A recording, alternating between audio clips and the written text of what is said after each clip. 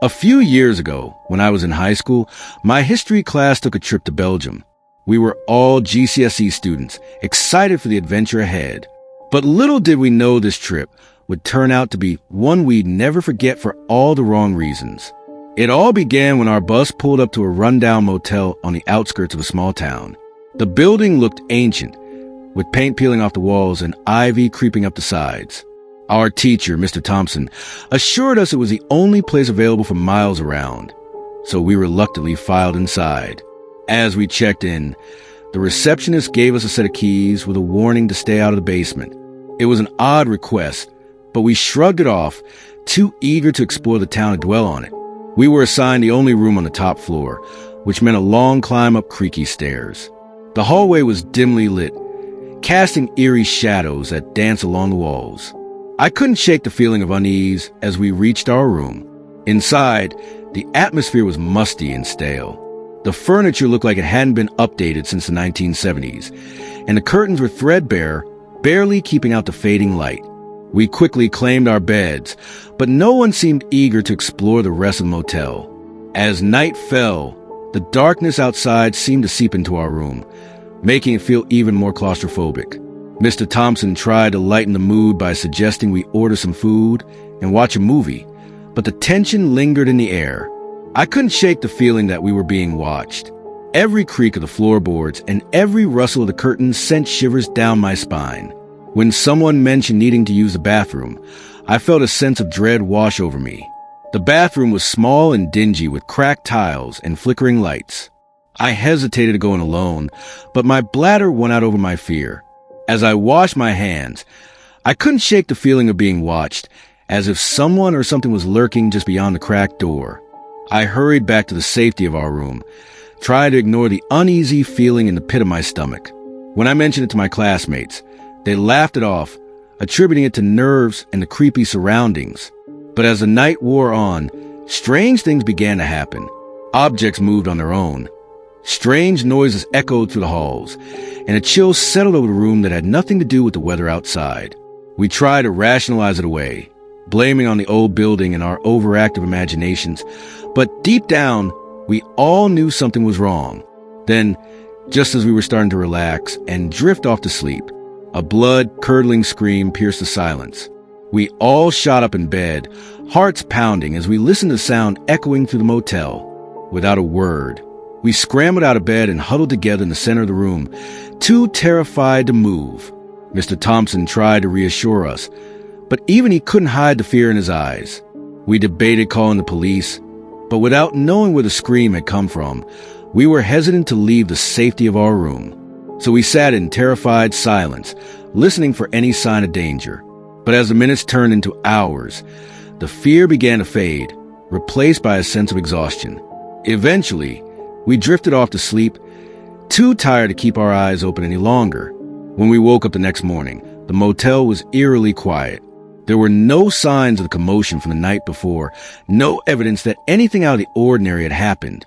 We gathered our things in silence, too shaken to speak. As we made our way back to the bus, I couldn't shake the feeling that we were leaving something behind. Something dark and sinister lurking in the shadows of that rundown motel. As we drove away, I glanced back at the building, feeling a chill run down my spine as we disappeared around a bend in the road. I couldn't help but wonder what other horrors lay hidden in the darkness, waiting to be uncovered by unsuspecting travelers like us.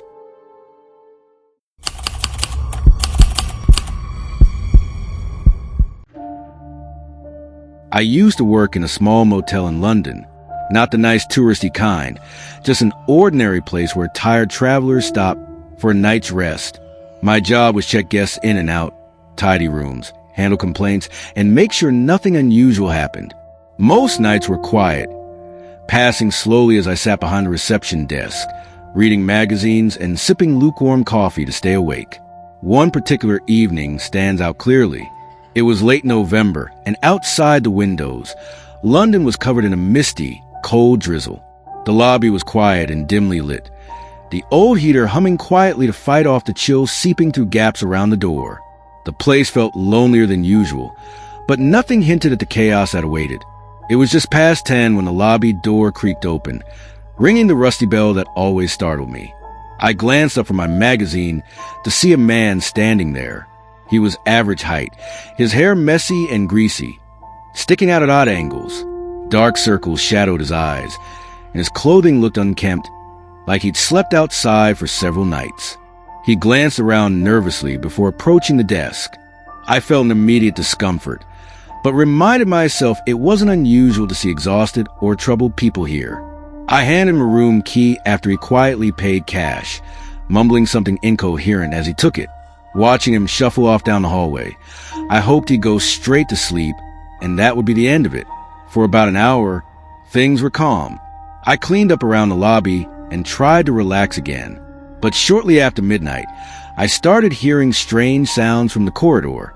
The scrape of furniture, moving in, muffled voices.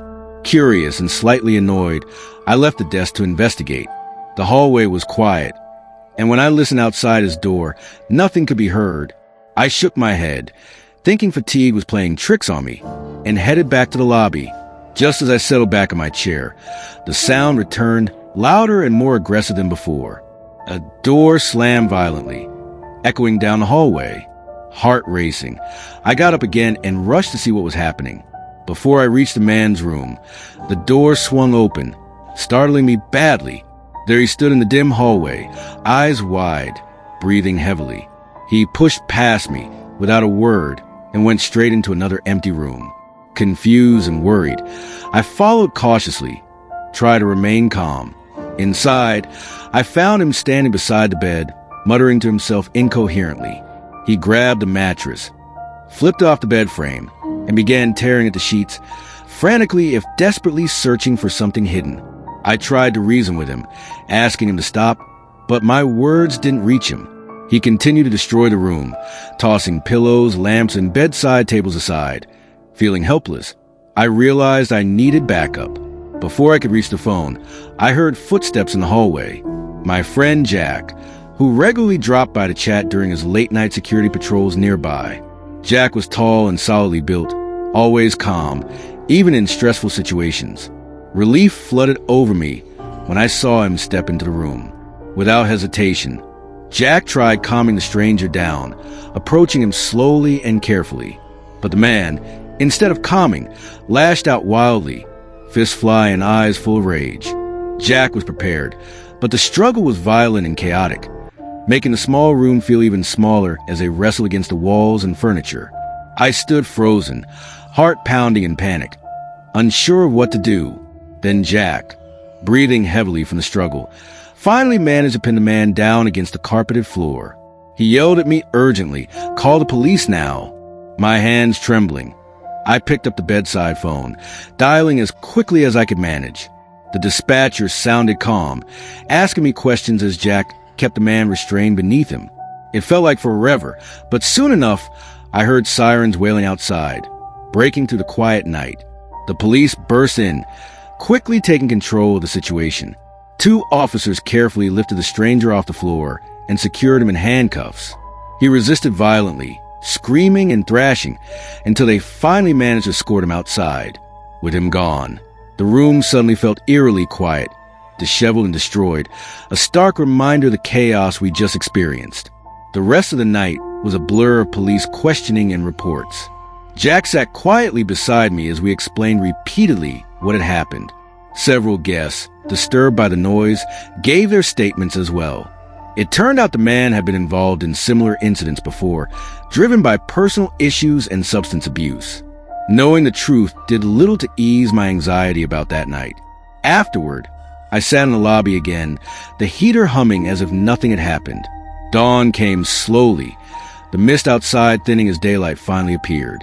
My shift ended quietly, and as I walked home, fatigue heavy in my bones, I realized how vulnerable we could feel even in familiar surroundings.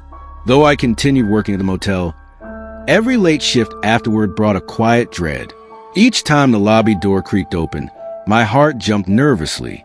That strange man's desperate eyes haunted my memories, a reminder how easily a normal night could turn into something terrifying.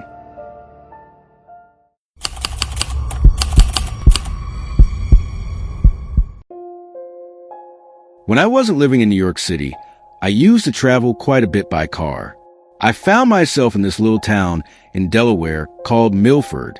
I had plans down there, not too far in a place called Red Bath Beach, which I think was like 45 minutes or an hour away. I was supposed to leave the day after, but to avoid getting up early in the morning and leaving, I ended up leaving after work, which was approximately 6 p.m., and taking the drive that night, which lasted about 5 hours and change. Since I was only staying here for an extremely short amount of time, I got myself a motel which I use all the time when I travel. So I'm pretty comfortable with it. I messaged a guy right before I left to ask if I could rent his $50 little place, which seemed pretty nice in the photos. The guy from the get-go was a little sketchy, and it took me some back and forth to get the place rented that night after he informed me his father would have dropped the key off. He also informed me there would be quite a bit of tropical plants in the kitchen, and he couldn't move them out on such short notice. Okay, whatever. I'm just looking for a few hours sleep, then I'm out of there in the morning. So I get there around 11 or 11:30 p.m. Not sure how many of you are from or have been in Milford, but it's pretty much in the middle of nowhere. This guy's place was in a tiny gated community, which had a total of 15 to 20 houses, maybe pitch black. So I roll up to the place and grab the few items I always travel with: a duffel bag, backpack, jacket, and extra jacket. I use the key code to unlock the lockbox and turn the key, which happens to be the loudest thing that's happening in the surrounding area at the moment. You know when you go to a place where you know some stuff is messed up and you get that gut feeling that maybe you shouldn't be there? Yeah, same feeling. So I put my stuff down on the recliner in front of me, and yes, lo and behold, a lot of tropical plants in the kitchen. I look around this place, which has a pretty decent living room, bedroom number 1, dolls from the 50s everywhere, twin-size mattresses with no bed frame, and no sheets lay in the middle of the floor. Okay, yeah, forget that room, go to the next room. Nutcracker figures everywhere. One sheet on the bed, no pillows. I try to turn the light on with the only switch in the room. Oh, wait, there's no light in the room at all. The switch goes to nothing. All right, forget this room too. I'll take the couch. At this point, I felt pretty uncomfortable, but I knew it was only for the night. Anyway, I was hungry, so I went to the only thing around that was open, a Food Lion that was closing in like 15 minutes. I grabbed some pizza bites and a peach Snapple. Classy, right? And went back home. I was so put off by this feeling that I set my GoPro I traveled with up while I was gone. So I get back to this place, and the first thing I do is look around to make sure everything is in place just where I left it. That's a good sign. I get my GoPro, take the SD card out, and pop the card in my laptop. I still have the footage somewhere. I wish you guys could have seen this place. It looked like where you would spend your last seconds. Lo and behold, nothing on the footage at this time. It was well past midnight, and I had a full day of work and a good amount of driving, so I planned to sleep on the very small couch. The apartment had one small 19-inch TV, which didn't have a power cable, and the outlet by the couch was just far enough away that my phone wouldn't reach while charging. This wouldn't have mattered anyway because I had Sprint at the time and they have poor service to begin with, but where I was, no service. I kept the light on because even though I'm an adult, it gave me some comfort knowing the light was on. Well, after about an hour of lying there, I couldn't sleep, so nature called and I had to use the bathroom. I got up and sat down in the neon yellow, dimly lit bathroom with the shower that had no curtain. Now, let me preface all of this by saying the kitchen had hardwood floors, the type where if you slide a chair across it, it makes that screeching noise that we're all familiar with. Remember that part will play a role soon. Back to it.